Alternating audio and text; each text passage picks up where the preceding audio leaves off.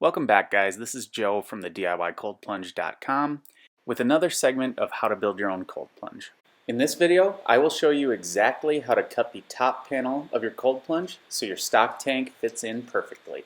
If you're new here, I'm doing my best to share everything I learned while building a cold plunge that I keep outside year-round in Minnesota. There's plenty of resources at the links in the description, so check those out if you're interested. And now, let's get into the video. Now it's time to put the top on and get a hole cut for the tub. To illustrate exactly what I'm going to do, I'll tip this on its side, show you what's up, then we'll tip it back down and get it done. Here we go.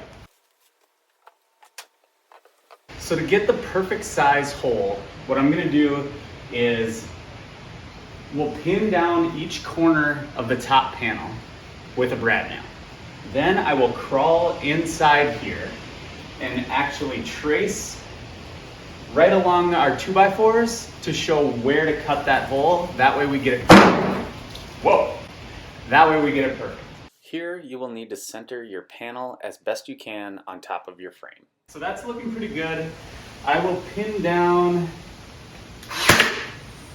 the corners here.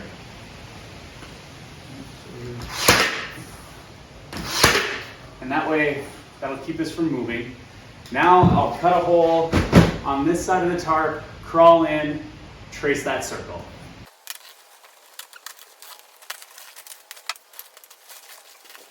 So here's a look inside. I took the Sharpie, basically drew around the whole thing like that. Now we'll take this piece off, make a couple other adjustments, and cut the hole. So this is a great time to mention that this may not be the best way to do this. This is just the way that I kind of figured out to make sure that I don't screw it up. So I traced the hole for the tank, and I also traced the area for the mechanical. Now I'm gonna pop these off, bust out the brad nail that was holding this in place. It should pop out pretty easily with those brad nails in each corner. We'll flip this up. And you can see generally our cut path. So cutting out this section is pretty straightforward. It's straight lines. The enclosure itself is going to be a little more finicky. So instead of talking a bunch, let's just bust out the tub. So I've obviously put the tub on top of the panel here. I've done my best to position it so I can see each little hard corner from the tracing underneath. Here's what that looks like. On this top side, right in there, you can kind of see the trace line. And as I move around here, you can definitely see it there. As we go over to this corner, it's peeking out there. There's that one for that corner, just for reference on where we're at here. There's that one there. You can see it. This corner is pretty obvious. This side is right in there. I'll nudge this ever so slightly. This side is right there, and that corner is there. Trace around the outside edge. This isn't gonna hurt anything because we will never see this. Take this off.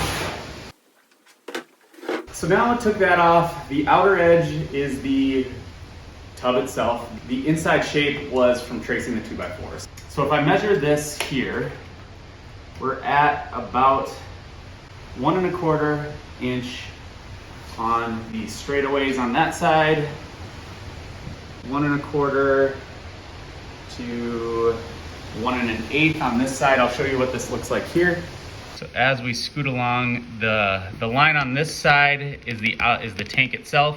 This was the framing. So as we scoot along, you can kind of see it's about 1 1/8.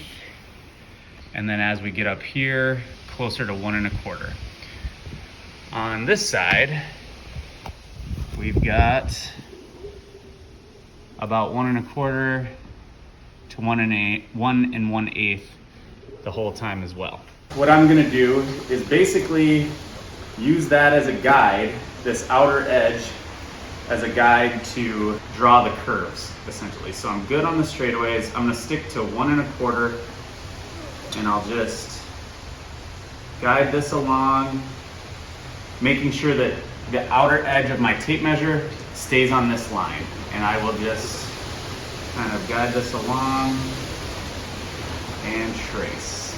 So I'm just holding my pen at 1 1/4, keeping the edge of that tape measure right along the outer trace line of the tub.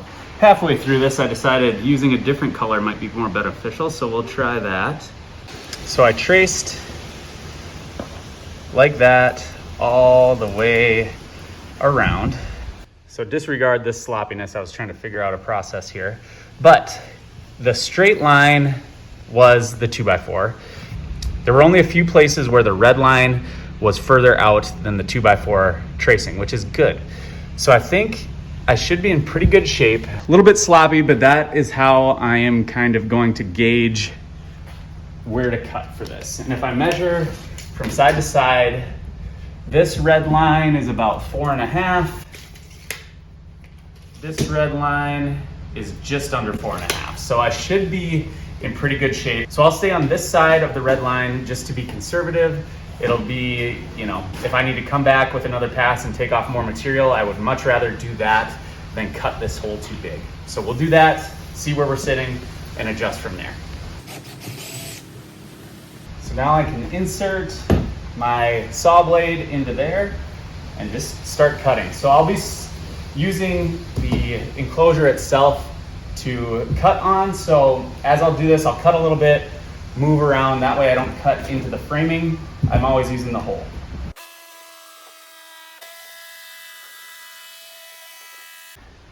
So here you can see I'm cutting, I'm staying on the inside of that red line, but everywhere that there is a straightaway from the tracing of the 2x4, I have cut right onto that line. So I stay inside the red, stay inside the red, stay inside the red, cut right on that 2x4 line until it veers off, stay inside the red, stay inside the red, stay inside the red, and now I'll cut straight across on that 2x4 line. I'll be doing that every little spot that I get to where there's one of those trace lines.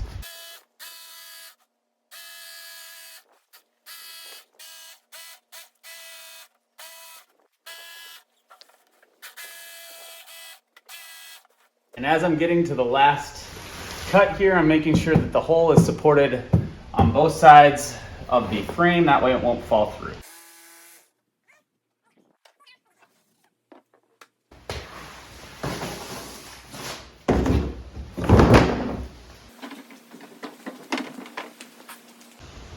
So we are pretty darn close to where we need to be. Right here is a little bit of a tight spot.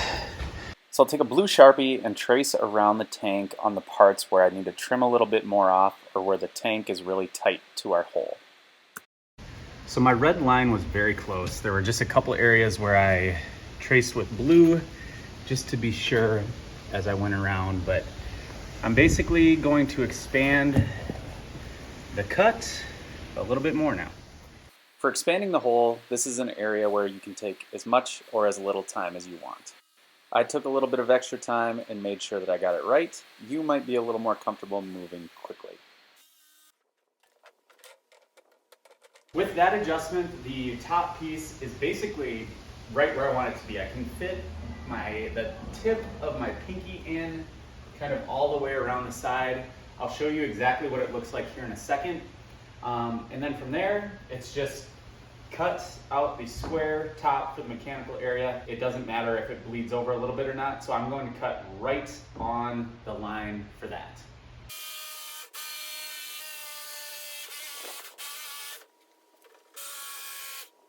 Once all your cuts are done, it's time to put your top piece in place. Take a little time to nudge it this way and that to get it almost perfectly centered on your cold plunge frame.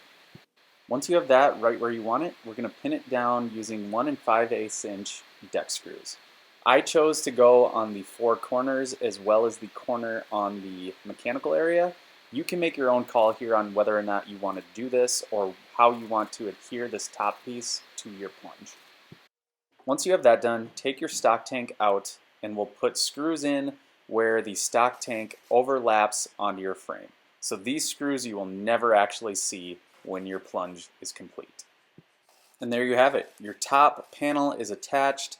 Next up, you're going to have to do some plumbing and insulation. And with that, I have detailed plans on how to do all of this at my website. So check out the diycoldplunge.com and subscribe to my channel below.